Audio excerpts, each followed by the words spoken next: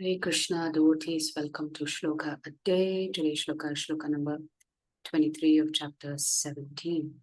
Om Tat Sat Nirdeshaha Om Tat Sat Nirdeshaha Brahmanastrividha Smritaha Brahmanastrividha Smritaha Brahmanastena Vedascha Brahmanastena Vedacha Yajñascha Vihitah Pura.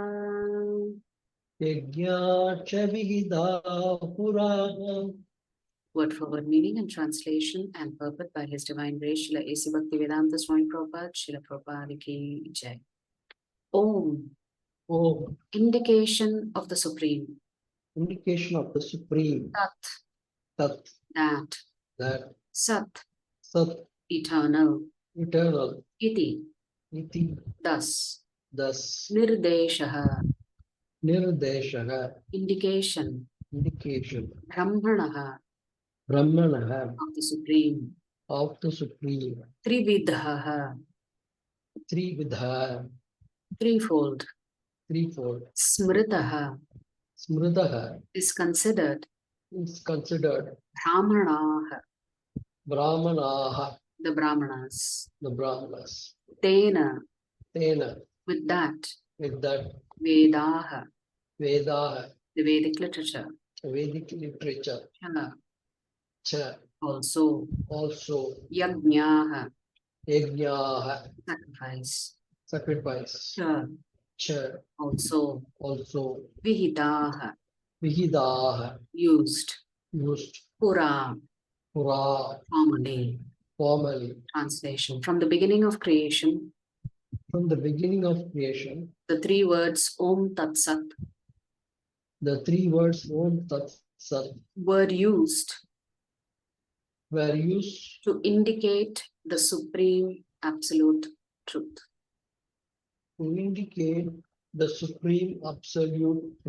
These three symbolic representations were used by Brahmanas while chanting the hymns of the Vedas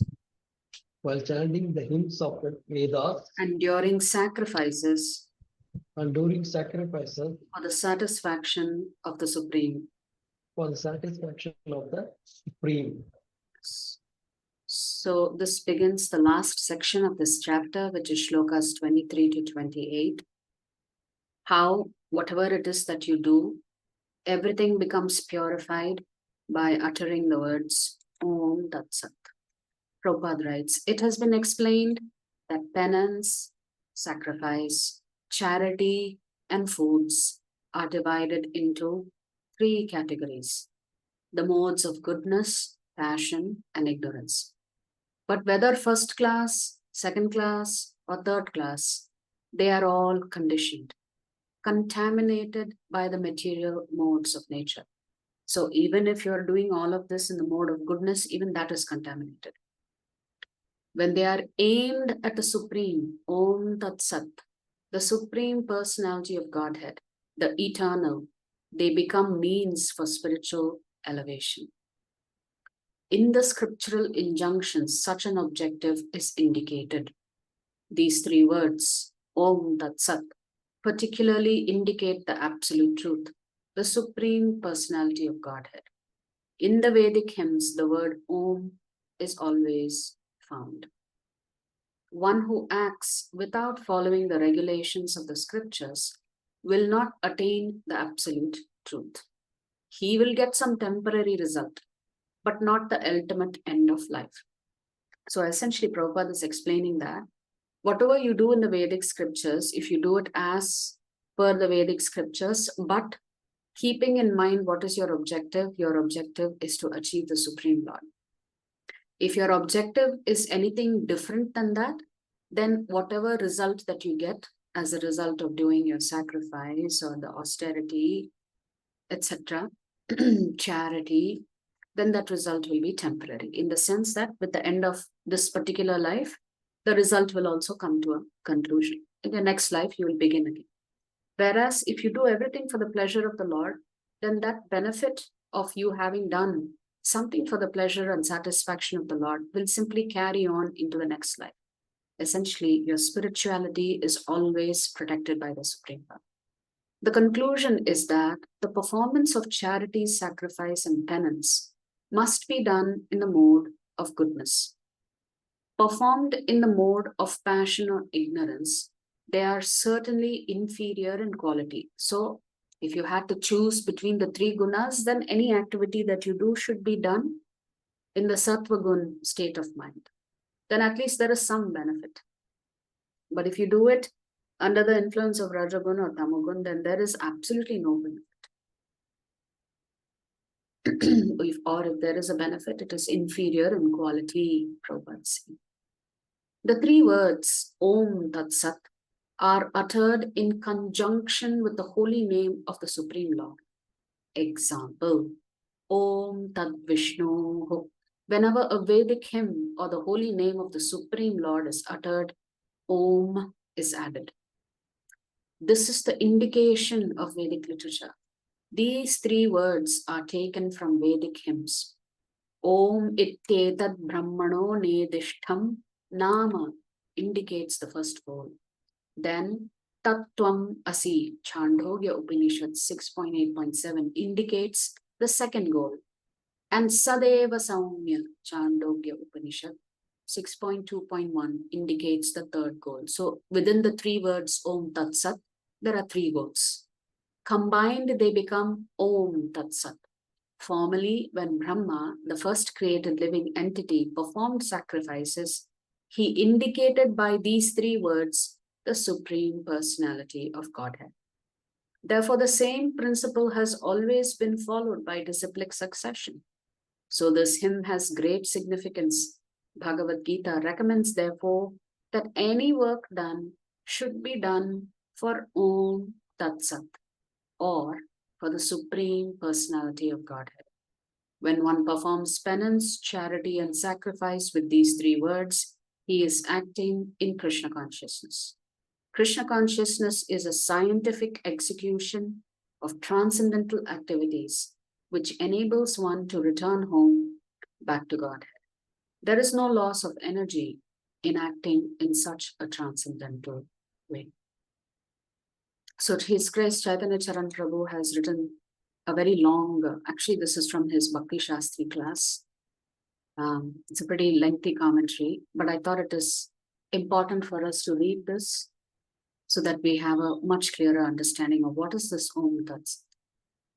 So now after describing charity, Krishna has mentioned that whatever activity is done that can be made transcendental by reciting Om Tat Sat.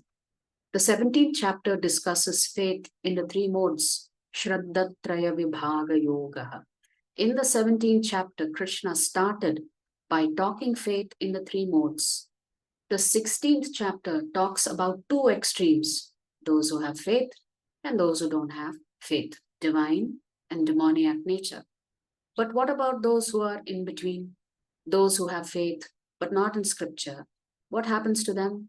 So Krishna responds by telling about the three modes of material nature and how, by observing the modes, we can understand what the situation of a person is, and accordingly the person is in that particular mode. We have discussed about ahara, yajna, dana, tapa, and now Krishna comes to the solution part in the last section, wherein he says, what if somebody's faith is not scriptural, somebody's faith is not transcendental, then how can that person elevate oneself, increase one's faith? That is done by reciting Om Tat Sat.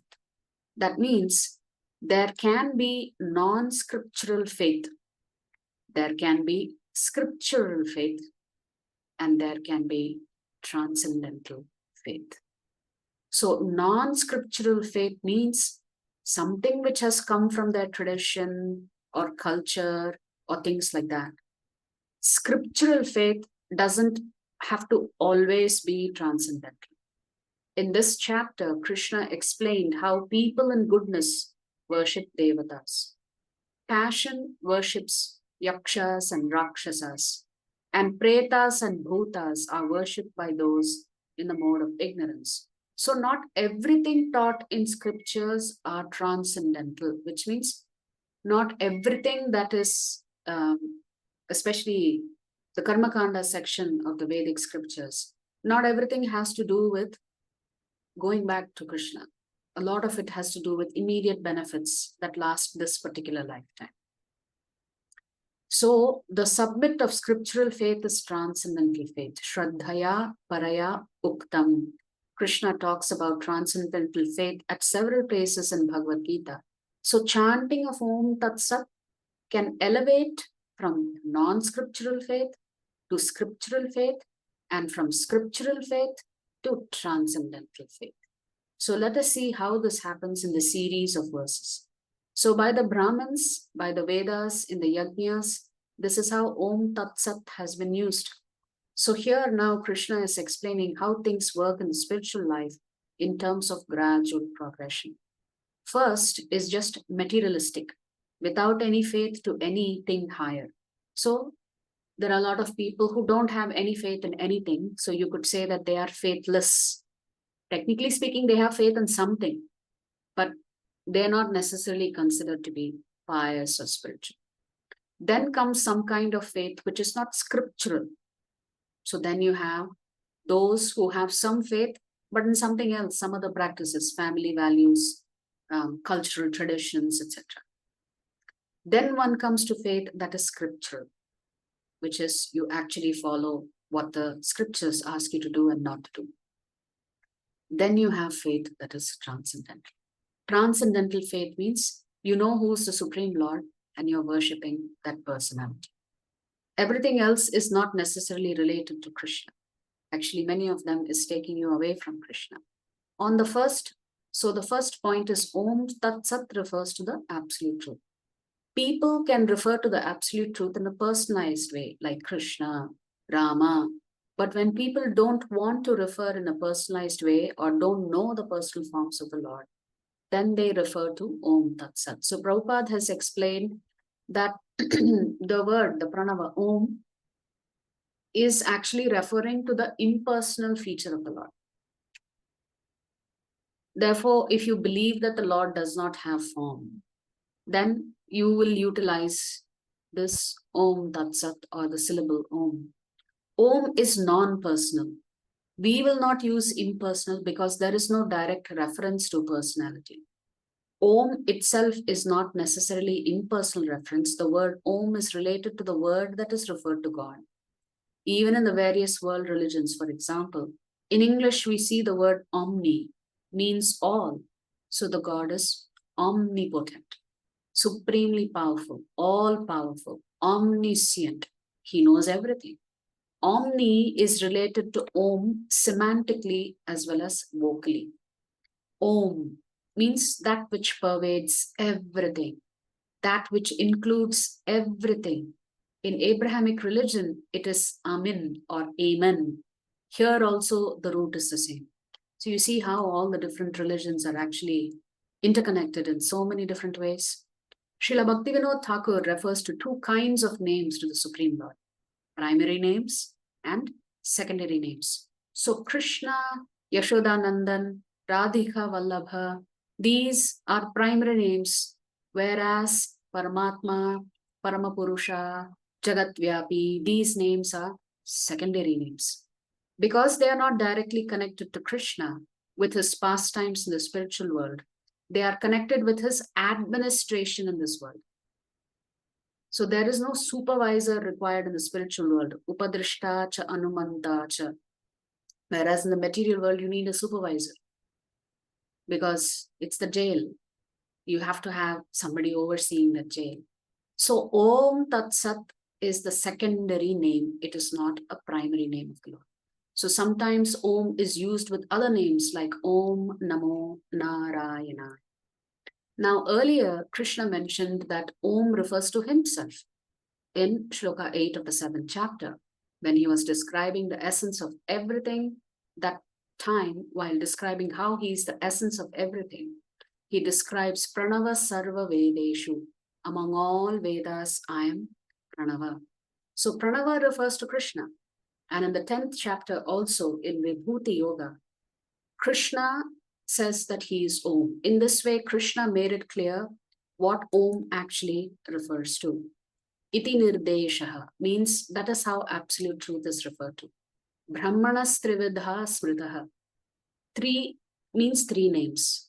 Tat also refers to absolute truth, as it is referred, Tat Tvam Asi, you are that. The Mayavadis actually believe in this, Tat Tvam Asi. Refers this for individual soul. You are that. In the sense, you are that qualitatively, but not quantitatively. So Vaishnava understanding is that you are his, not you are that. Sat also refers to absolute truth as eternal underlying source of everything. So Om Tat Sat, there are three ways to refer to the Supreme Personality of Godhead, or what Prabhupada calls the Supreme Absolute Truth in this particular shloka. And in one sense, through this, Krishna is talking about the chanting of the holy names and the potency of chanting to elevate the faithless to the faithful, and non-scriptural faith to the scriptural faithful level. That is all people can make spiritual advancement through chanting of the holy names. So this is a very inclusive understanding of bhakti. So Krishna has expanded the definition of bhakti to include all those who are performing various activities. They can just purify it by saying Om Tat Sat. Srila Prabhupada was asked this question, does everyone have to chant the name of Krishna? Srila Prabhupada said, no. You can chant the name of God as per your religion. Once in Iran, when Srila Prabhupada was discussing with his disciples, in the background, the namaz sound had started. And Srila Prabhupada closed his eyes, went in deep meditation. And when namaz ended, Srila Prabhupada opened his eyes, and his eyes were bright. And Srila Prabhupada asked, was that not beautiful? And devotees were taken aback and asked, wouldn't it be better if they were chanting Hare Krishna? And Srila Prabhupada looked hurt. And Srila Prabhupada said, why are you making me sectarian? They are glorifying God in their way, and we are glorifying God in our way. So, as long as the principle of glorification of God is there, that principle has to be focused. The form in which the glorification happens, that is different for different people. So different religions will glorify God in their own way. So there's no need for us to look down upon their religion. Of course, Prabhupada vehemently opposed the eating of meat. If you're chanting the names of the Lord, you should stop consuming certain things. So the name Krishna does refer to the form of the Lord, which is there in the highest abode in the spiritual world. There is something special to the name Krishna, but when we are talking to the world on the universalistic perspective, at that time we should understand what time to present what. We are talking about people of different faith. We don't have to impose our faith on them. Our goal is not to spread one organization, but to raise global consciousness. The goal is to spread consciousness, hence the name ISKCON. At one level, Krishna consciousness for some people is God consciousness. They may not be aware that God is Krishna. If someone is elevated from the faithlessness to faith, then why not? We see that Srila Prabhupada's approach to people of other religion was different depending on the level of commitment of those people. If someone is a normal Christian, not a strict follower of Christianity, then Srila Prabhupada would tell them to practice Krishna consciousness. But to those who are committed practitioners of Christianity, he will not try to convert them and tell them to follow the Bible more faithfully and understand the universal principle of God consciousness. Srila Prabhupada will tell them to read the Bhagavad Gita, which is the science of God, as it will help you to become a better Christian. So Prabhupada would say, you read the Bhagavad Gita, then you will become a better Christian. So the focus of a devotee is to elevate the consciousness of people according to their level. We'll pause here, although the commentary goes on for a couple more slides. But this is the sentiment of Prabhupada. very, very sensitive, depending on time, place, and circumstance, what his advice would be when it comes to spirituality.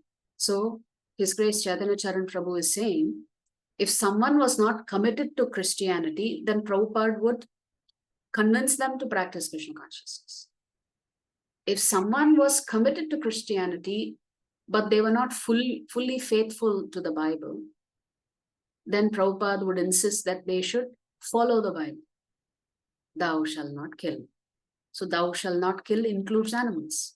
It's not just human beings. So like this, Prabhupada was so broad-minded, so liberal. So this is how we understand this particular shloka, that you can also connect to the Supreme Lord by uttering the words Om Tat Sat. So later on, Krishna will say, if you don't do this, whatever it is that you're doing, it is of no use. If you like our videos, please subscribe to our channel and turn on the bell notification. If you'd like to join our classes every day, please check the details in the description section of this video. We look forward to serving you.